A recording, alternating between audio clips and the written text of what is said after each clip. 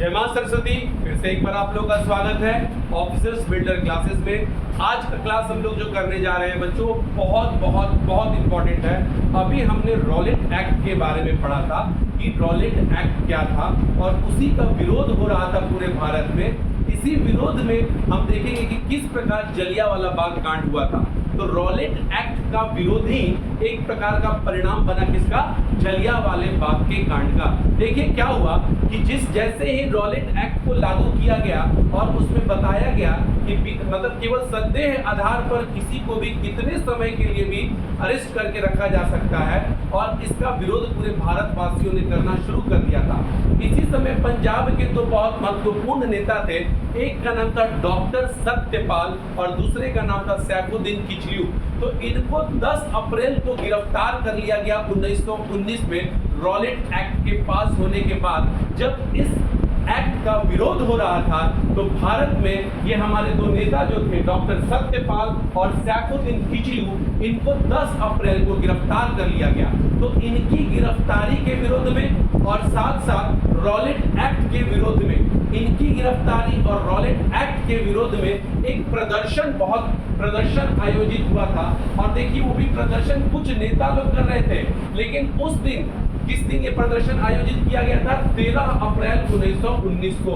और यह दिन वैशाखी का दिन था और वैशाखी के दिन मेला लगता था। समझ में आ रहा है, फिर से मेला लगेगा, वही वाली बात थी कि मेला लगा हुआ था। और इस मेला में देखिए गांव के लोग मेला घूमने आए थे। आज भी गांव के लोग मेला घूमने जाते हैं जलेबी पूड़ी खाने। उस समय भी बेचारे गांव के लोग मेला घूमने गए थे और उनको पता ही नहीं था कि उस समय भारत के पंजाब क्षेत्र में क्या लगा हुआ है, मार्शल लॉ लगा हुआ है। रॉलेट एक्ट के विरोध प्रदर्शन में जब विरोध प्रदर्शन हो रहा था तो इसके खिलाफ रॉलेट एक्ट के तहत क्या लग गया था, मार्शल लॉ लगा हुआ था कि कहीं भी 4 लोगों से ज्यादा को अगर देखा जाएगा तो गोली मार दिया जाएगा। अब गांव के लोगों को ये चीज पता था नहीं कि यहाँ पे क्या लगा हुआ है, मार्शल लॉ लगा हुआ है। और वो बेचारे मेला घूमने आए और उसी समय कुछ हमारे क्रांतिकारी नेता लोग सैफुद्दीन किचलू और सत्यपाल के विरोध में और मतलब उनको क्यों जेल में डाला गया और रॉलेट एक्ट के विरोध में उस मेला में चले जाते हैं। और उस मेला में, वो मेला कहाँ लगा था,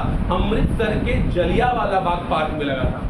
उस मेला में जैसे जाते हैं तो ये लोगों को बताने लगते हैं कि देखिए हम लोगों के खिलाफ अंग्रेजों ने ये एक्ट लागू कर दिया है, हमारे दो महान नेता सत्यपाल और सैफुद्दीन को क्या कर लिया है, गिरफ्तार कर लिया है। और ये सारी चीजें अभी चल ही रही थी कि एक भारतीय हंसराज नामक एक भारतीय ने एक नंबर का चोर था ये, इसने क्या कर दिया, जाके जनरल डायर को सूचित करवा दिया कि यहाँ पे आपके खिलाफ ऐसा ऐसा षड्यंत्र चल रहा है, यहाँ पे जनसभा का आयोजन हुआ है, यहाँ पे रॉलेट एक्ट का विरोध हो रहा है, यहाँ पे लोग मेला मना रहे हैं। और जैसे ये बात जनरल डायर को पता चलता है, रेजिडेंट जनरल डायर उस समय आर्मी का क्या था, उच्च अधिकारी था, सेनापति था, ब्रिगेडियर था।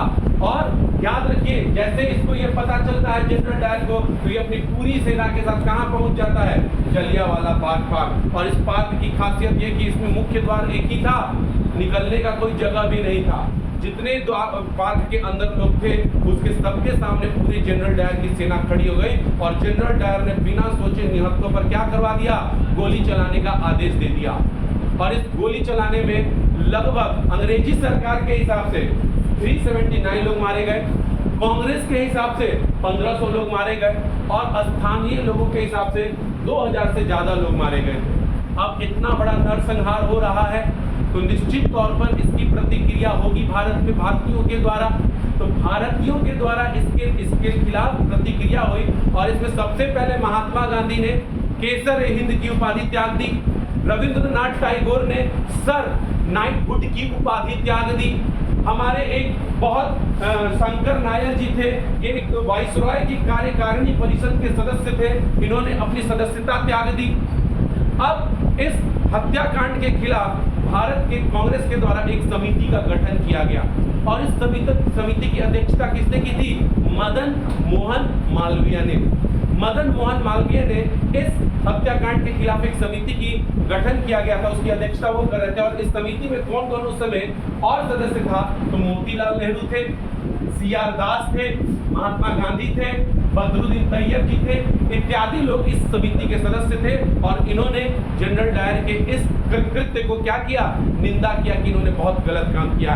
अंग्रेजी सरकार के ऊपर ये प्रेशर बनाने के लिए किया गया था और तुरंत इसके खिलाफ अंग्रेजी सरकार ने भी एक कमेटी बनाई थी एंड उस कमेटी का नाम क्या था, Hunter committee.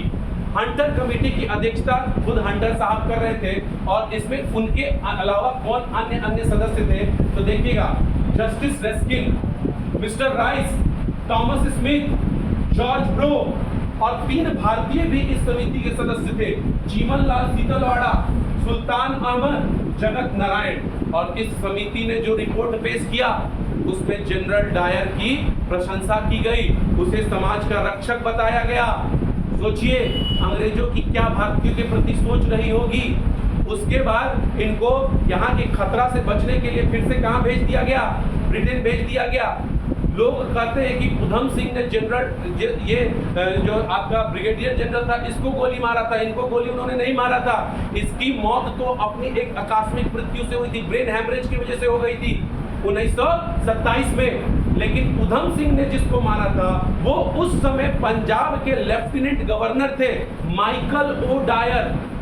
Michael O Dyer उस समय पंजाब में क्या लगाए थे, मार्शल लॉ लगाने वाले माइकल ओ डायर थे और उसका रक्षक कौन था, ब्रिगेडियर जनरल डायर था। तो माइकल ओ डायर को 13 मार्च 1940 में उधम सिंह जाके मारते हैं, लेकिन जो ये ब्रिगेडियर जनरल डायर था इसकी हत्या ब्रेन हैमरेज के कारण 1927 में हुई थी। ये बात ध्यान रखिएगा आप लोग, समझ में आ रहा है कि नहीं आ रहा है। तो ये आपका क्या था, जलियांवाला बाग का कांड था। और इसके बाद हम लोग देखेंगे कि पूरे देशव्यापी महात्मा गांधी के द्वारा क्या स्टार्ट होने वाला है, असहयोग आंदोलन। थैंक यू, जय हिंद, जय भारत।